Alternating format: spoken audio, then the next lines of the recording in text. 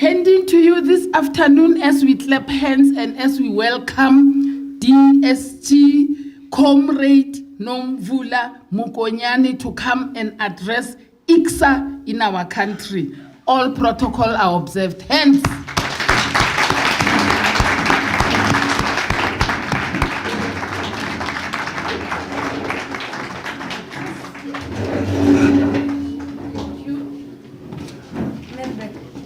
I did so. Thank you. Let's all be seated. Firstly, I want to apologize for having taken long before I could make it to this very important occasion today. Let me recognize the leadership, all of you coming from different organizations that fall under ICSA. Recognize the leadership of fine.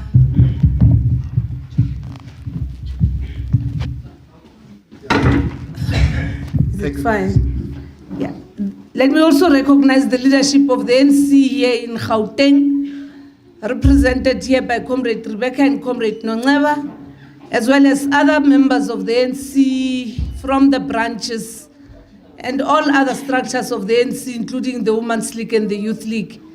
I wish to also acknowledge the leadership of SANCO, the leadership that is here, that we are quite happy to hear that it has always been close to ICSA, working together to serve the communities and to serve the most vulnerable and the most exposed people who are in dire need of survival. On behalf of the National Executive Committee of the ANC, I bring you warm revolutionary greetings. Greetings that come from the National Executive Committee led by Comrade President Cyril Ramaphosa. We were supposed to have a meeting today at 4:30 as the officials, the top 7. That meeting has been cancelled because I had to come here.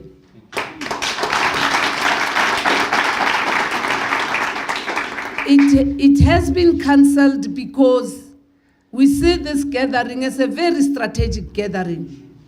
It's not just a get-together on a Sunday afternoon.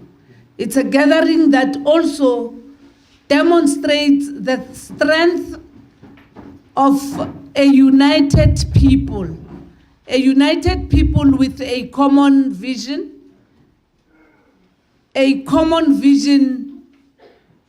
for humanity, in defense of humanity, and for prosperity. As Comrade Rebecca has indicated, some of us have traveled many routes towards a new dispensation, a dispensation that came into being in 1994. However, I think we need to also have an appreciation that gathered in this small space, we also constitute what was commonly known and a seed that was planted through the Doctors' Pact. The Doctors' Pact, a coming together of revolutionary doctors who understood that the liberation of the people of South Africa cannot be realized unless we tolerate and embrace diversity. And that in our diversity, we become united against poverty, against unemployment, against inequality, and we condemn any form of discrimination that is actually perpetuated by a system, then an apartheid system. So being here, it's again in the same vein as it has been said earlier, a reconnection of the progressive forces in South Africa in the same way that we were united against the tricameral parliament, against other forms of discrimination, and most importantly, against the tyranny of apartheid in general. It took formations such as the Transvaal Indian Congress, the Natal Indian Congress, the African National Congress, the Colored People Congress, and various other organizations, including youth and women's organizations, NADEL, legal organizations, community-based organizations, that at one point this country had what we call a united democratic front. A front whose agenda was to further the interests as espoused in our Freedom Charter. A front that embraced what our forebears under the African National Congress pursued until the ANC was banned.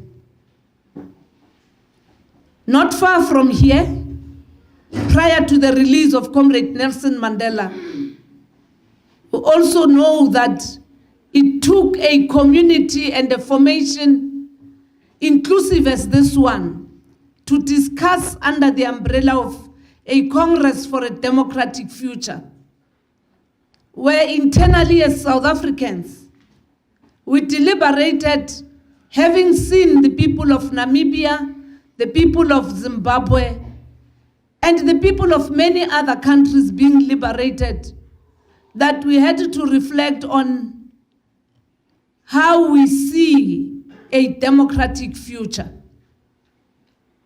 In that instance, we saw Comrade Oliver Tambo, the then president of the ANC, the longest serving president of the ANC, crisscrossing the world, talking to the world about the democratic future of a South Africa. That led to him bringing back to South Africa what was called the Harare Declaration, a declaration that then said there is a need for all of us to negotiate, and that there is no solution through violence. No violent action can bring peace, but at the end of the day, you can go to war, but finally you must actually ensure that there is discourse, there's engagement, and there's eternal peace. President Tambo came back to South Africa. He could not even enjoy the fruits of his own struggle. He could not even be the one who would have been our first president. He came back limping out of a stroke. He presided over the processes of negotiations. And fast forward, we saw CODESA coming into being, and all of us embracing those negotiations. And out of those negotiations, we then had to go for the democratic elections. But what brought those elections forward was the death of Chris Hani, the assassination of Chris Hani, the killing of the people of Boipatong, the apartheid-sponsored black-on-black violence in our trains. It took the leadership of this movement to say the best solution is to not delay the processes of allowing South Africans, all South Africans, to have a right to cast a vote. So what I'm saying here today is that this vote didn't come easy. This vote didn't come easy. People perished. Some people's bodies are yet to come back home to be buried. Ahmed Kathrada went to prison. Dr. Yusuf Dadu was our champion and our hero in this struggle. Many young South Africans, like Solomon Mahlangu, died for this vote. And of importance, we all embraced the notion that South Africa belongs to all those who live in it. And therefore, even today, we gathered here as South Africans, united in our diversity. A very important principle that we must guard against. Guard against that principle because it has been tested. It has been tested and it has been attacked in different forms. In different forms because of our own economic conditions that continue to ensure that the gap between the rich and the poor widens, and the stubborn nature of our economic system resists the empowerment of everybody and inclusivity. And therefore, what I want to raise is that now that we're 30 years into democracy, we never said from 1994 and in 30 years' time, there would be total emancipation of the people of South Africa. Precisely because we embraced everybody, we trusted everybody, we didn't throw anybody to the sea, we presided over a stubborn system that was never meant for what we dreamt of. And as we move, we continued to try and sort out things. We are a nation that has got a majority of our people, vulnerable people, over-dependent and reliant on state services. State services, state intervention, social security, precisely because the system itself has been structured such that it will exclude those that have come out of the poverty environments, and in many instances they will be seen to be those who deserve to be perpetually underprivileged. The system has made it difficult that you can cross the M1 from Alexander and come and build low-cost housing on the other side in Sandton because of our historical spatial planning. However, we can pride ourselves as a nation that for the first time and compared to many few countries, we have put together interventions that look at access to decent shelter in terms of 4 million houses that have been built, the number of young people who are now having access to schools. Of course, we must deal with the quality of education. We can also pride ourselves of the fact that all vulnerable children become a responsibility of government. But of course, we have to deal with our NSFAS challenges and ensure that those who go through the pipeline of tertiary education must be absorbed and be given opportunity to flourish, especially those that are in the medical space. We need to deal with those issues. But access has been granted. We also know that it has taken us years to deal with what was the primary reason of the founding of the African National Congress, the land issue. The land issue. However, we can appreciate that a lot of work has been done in that regard. And of course, we need to appreciate that in as much as we have dealt with that issue, we need to ensure, therefore, that we give the ANC an opportunity to have more influence in Parliament so that with our 2/3 majority, we can be able to deal with the issues of property rights and deal with issues of equality and access. A lot has been done. A lot still needs to be done. amongst other things that we have to do, is to renew activism in South Africa. We must renew activism.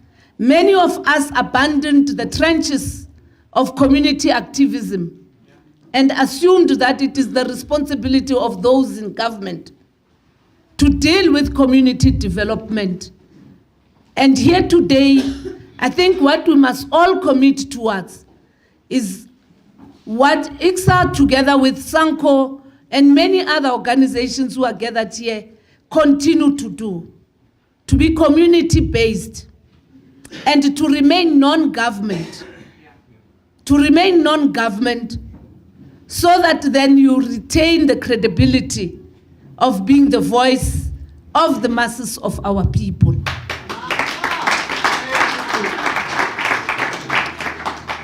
When we said the people shall govern, it was all about ensuring that the organs of people's power are recognized and they become functional. In our renewal course and our self-correction as a nation, but also as a liberation movement, there are a few things that we must also commit ourselves to. Because we can expect government to commit, but if me and you do not commit, then we will not be able to see a prosperous and a united South Africa. Those organs of people's power that we fought for in our years when we were students under the Congress of South African Students, demanding the direct representation and participation of our parents in the education of the African child. Today we have the school governing bodies. Many of us are comfortable in taking our children to school, but are less interested in participating in the business of our schools. Many of us hardly even check what is in the school bag of our child. Many of us can't even remember the name of my child's, now I'm a grandmother, my granddaughter's teacher. And yet it is us who demanded the direct participation of parents, teachers, and students in the life of the education of the African child. So part of what we must do post the 29th of May, when we come back, because we're coming back, we must ensure that we revive those organs of people's power. We all become activists in different areas. In formalizing the organs of people's power, we established the hospital boards. Boards that are supposed to be working together with the administration in ensuring that our hospitals and the systems in the hospitals are functional and we hold the administration and management accountable. Many of us have moved away from that, and I heard that there are many professional doctors here. I've even found a doctor now from today in Kagiso, that we need to have activists who must also safeguard the issue about universal health services and making sure that we deal with the myths around the NHI. We need activists. We do not need a minister to defend that, because it is that is enshrined in our Freedom Charter. It is that dream of the Doctors' Pact.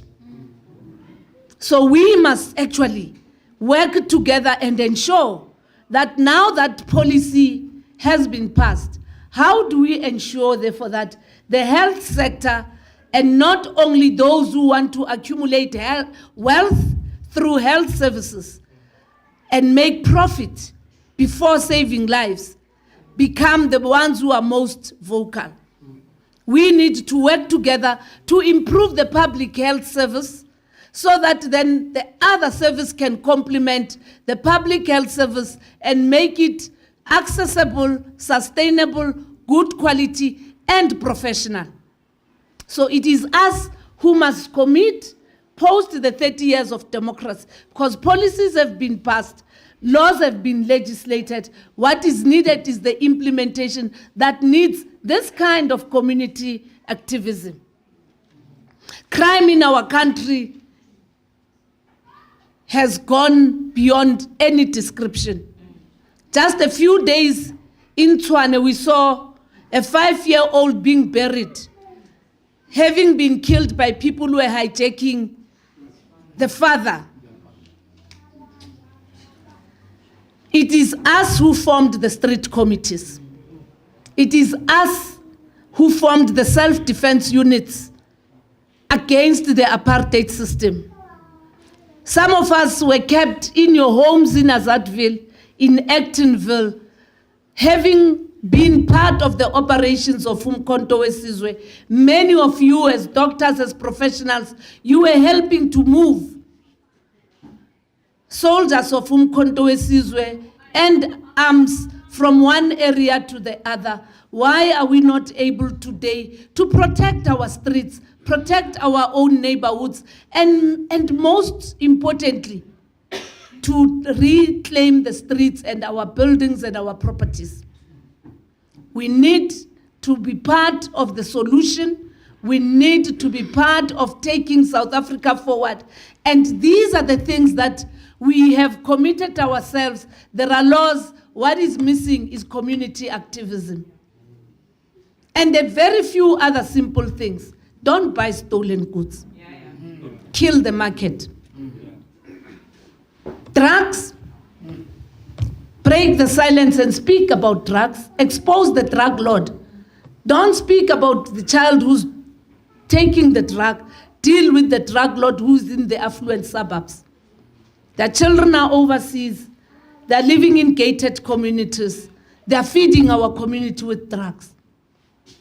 It needs activism, and that is the commitment we are here to commit and say our life and our relationship must renew and revive the spirit of Naika, of Dadu, of Kluma. This country is a country of Naika, it's a country of Naidu, of Dadu, it's a country of A.B. Kluma. We must reclaim it. We must be patriotic before we are any other thing. Because this is what was their noble dream. And those ideals can't actually be lost when me and you claim that we are descendants of those 3 doctors. As we do that, we must also remember that South Africa doesn't exist in an island. We have a responsibility of resolving our problems in our country, and of course, we can't be compared with anybody because there was never anyone before us who has done anything, even a quarter of what we have done in the 30 years for the people of South Africa. And South Africans must be self-respecting to not compare us with what you do not know and what has never been there.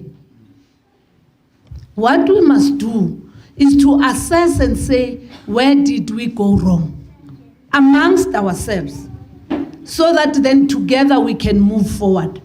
And hence the movement, out of its own volition, having listened to the people of South Africa, resolved that we must embark on a self-correction process. We must renew ourselves.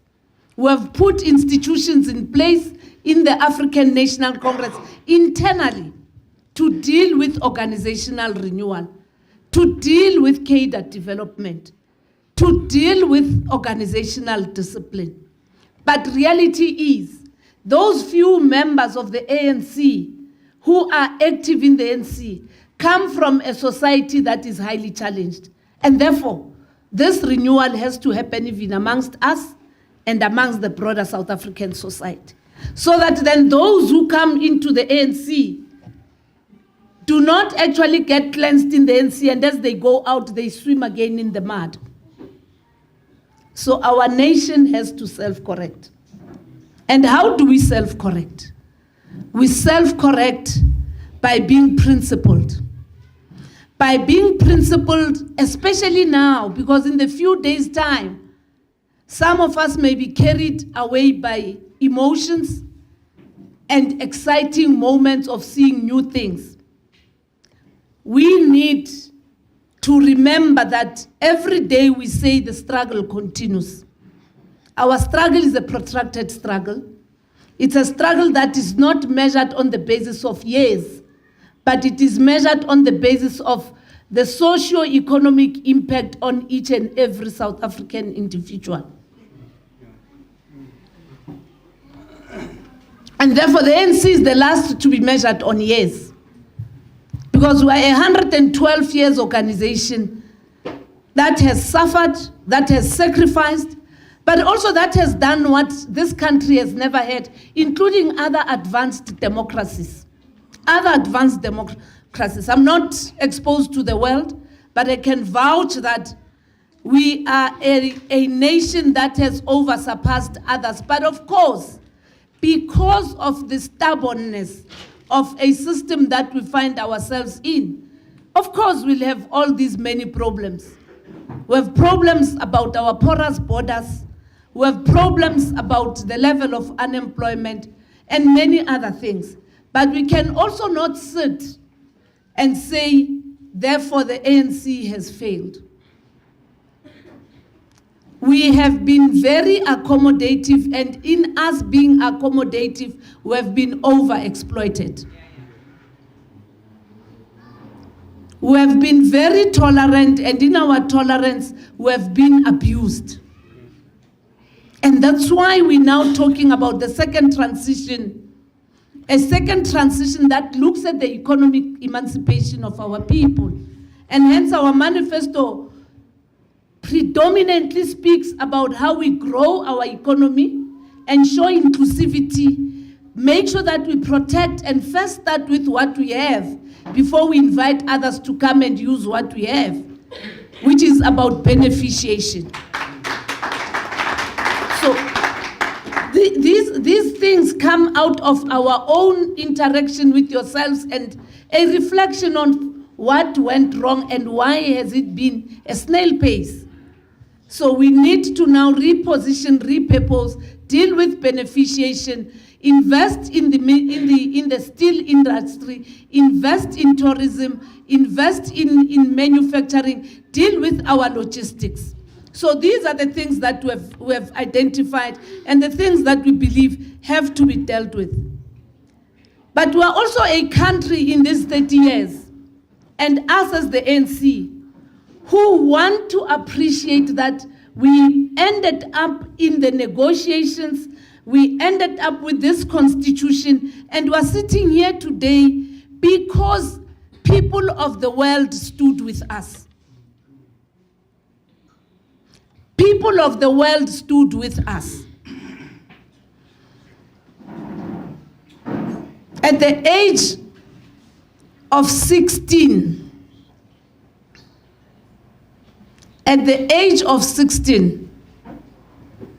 I joined a protest in Azadville, outside of Kagiso. And that protest was about the plight of the people of Palestine.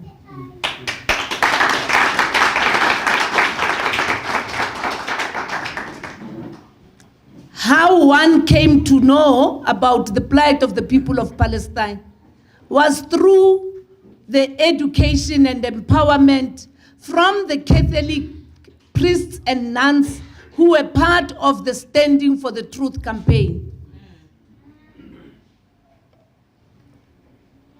I hope you understand me. It was from my church, the Catholic Church, being part of the Institute for Contextual Theology and being part of a program called Standing for the Truth. We understood that the children of Palestine had to defend themselves using stones against the army, the apartheid Israeli army. We were made aware that what we are told of Jerusalem and Israel is not what is in the Bible.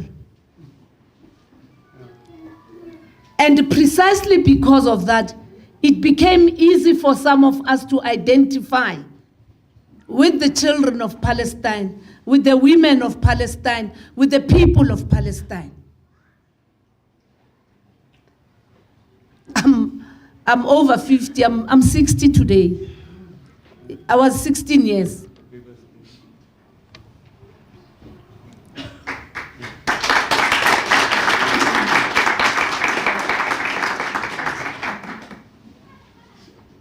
The children of Palestine, even today, are doing the same thing that made me to join a picket. To join a picket when I was 16 years. The women of Palestine are in a worse off. And it took this liberation movement, the ANC, to conscientize us. And it was not through a black, green, and gold banner. It conscientized society. And all of us rallied behind that call of international solidarity. It was through people of the world that the United Nations declared apartheid a crime against humanity. Because all of us, in our different forms, we crisscrossed the world, and amongst other people, it took Oliver Tambo to run around the world. And everybody took a stance to isolate South Africa. And just yesterday, we heard that FIFA has also called a special meeting to discuss. In this country, we know how we dealt with the cricket tournament, and we chased them away, and we said there can't be a normal sport in an abnormal society.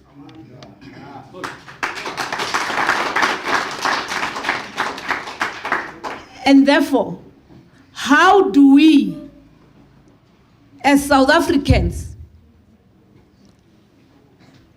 having a reliable and dependent organization leading this country, think twice or thrice as to who we must vote for?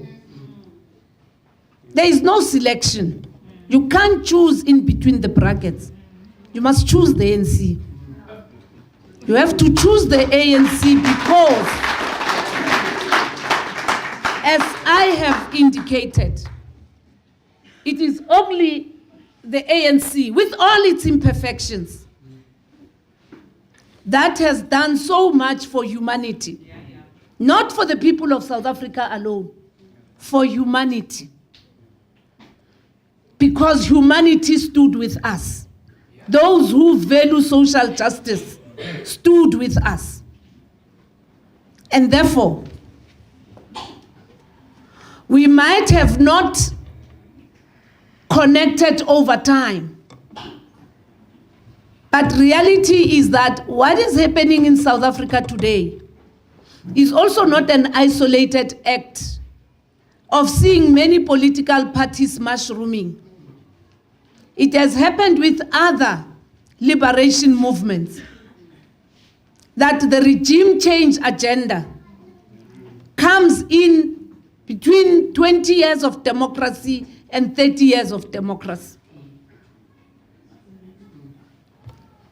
It starts by bringing in foreign funding, pumps in money, establish new non-governmental organizations, fund different foundations, elevate personalities over organization. Cult politics emerge. And as they emerge, what brings the nation together gets diluted, because it depends as to who communicates nicely and not who has been with you over time. Therefore, as we go to these elections, when some are saying vote for change, think about the people of Palestine. But also think about yourself in your neighborhood.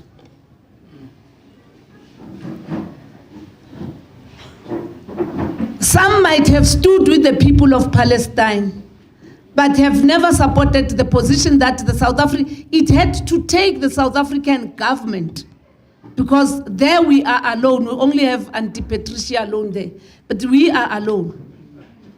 To take this bold decision of going to the International Court. Precisely because now we are in power. Unlike Chief Albert Lutuli, who had to send Miriam Makeba, who had to send various other people to the United Nations. Now we've got the power of having a dependable party in power that can take an arrogant system supported by those who believe they are the superpower. Because taking Israel on is not just taking Netanyahu on. It's not. But what we have also been able to do is to show that it is time to change the geopolitics and ensure that together we reshape the discourse, but not only the discourse, but solutions to the challenges that affect our nations, different nations. And hence, coming here to you, firstly, is to appreciate the stance you have taken.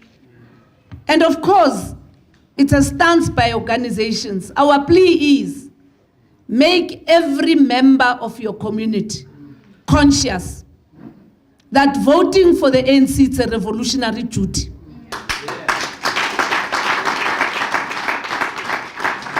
Voting for the ANC is in defense of humanity. It's in defense of humanity. Doesn't matter who becomes a leader. What is important is what the ANC stands for. And the ANC, what the ANC stands for can only be diluted only if me and you stop being activists. Post these elections, we must become activists together. Protect what the ANC stands for. In our communities, within our structures, everywhere, hold the ANC accountable, because what is also important is that in this manifesto, the last part of our manifesto talks about accountability, monitoring and evaluation, because we have learned all our previous manifestos didn't speak about that.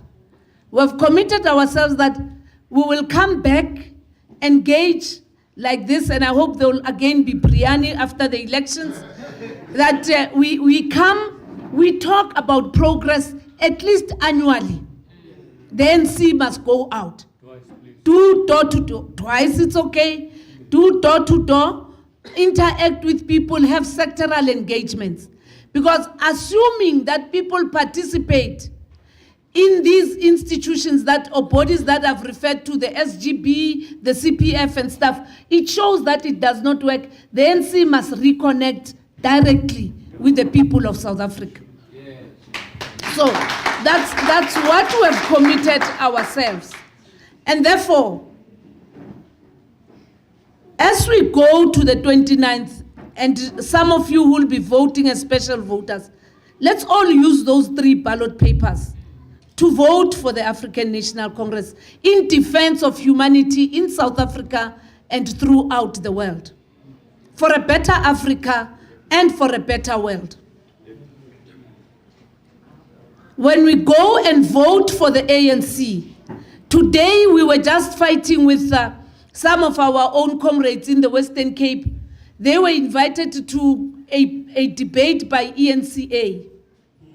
And the next thing, ENCA says, no, the debate is going to be held at the South African Jewish Board of Deputies offices. Our comrades in the Western Cape reported this, and we resolved that the ANC will not go in there. Because walking into that building is like trampling on the bodies of the children of Palestine. They have the money, they have the means, they influence the media in our country. We rather remain with you and come and meet with you like this, rather than appearing on TV, walking on the dead bodies of children of Palestine. And these are the things that we need to look at when people say, why this energy on Palestine? This energy on Palestine, because even Palestinians living under these conditions stood with us. They stood with us. And what we are doing for the Palestinians is nothing compared to what we have done for South Africans. The 29th of May must be a day to defend the gains of our revolution. The 29th of May must not be a date to choose. The revolution is under risk. The revolution is under threat because the regime change agenda is on steroids.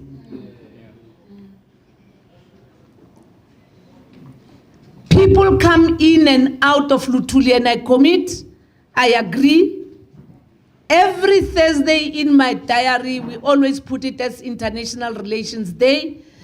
Every Tuesday in our diary, we deal with sectoral work. All of those fall under me. There's nothing that stops us from interacting with yourselves. And those that are in the locals must work with the regions, with the province. And when we have the national programs, we are free to do that. We need to rebuild a movement. We need to build a movement to defend the gains of our revolution. And as I sit down, I really want to appreciate this statement. Just a few days ago, last week on Monday, Comrade President Cyril Ramaphosa hosted a delegation that comes from the International Union of Muslim Scholars, the Moulanas, the big guys, yeah. And thanks God, I was also there. I was also there when the big guys came. And what was quite humbling, was that they acknowledged that in this year there will be 67 elections taking place in different countries this year. But they made it their resolution as an international body of scholars to come to South Africa and hand over a scroll, a letter to the President of the African National Congress to say thank you very much. Secondly, to say you as the ANC, you must win these elections because these elections are about humanity.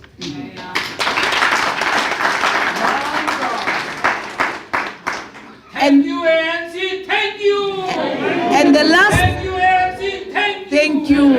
And the last thing they communicated was, it's time to reconnect. These are people coming from all over. And they say to us, it's time to reconnect. And I leave you with that message from that body of scholars. From that body of scholars who, as they leave, they say, you have to win these elections because it's a fight against humanity. Thank you for being bold.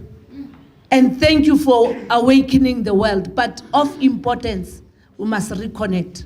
Let's go and vote for the ANC. Let's reconnect. Ours was not about 30 years. Ours is about the struggle continue. Aluta! Aluta!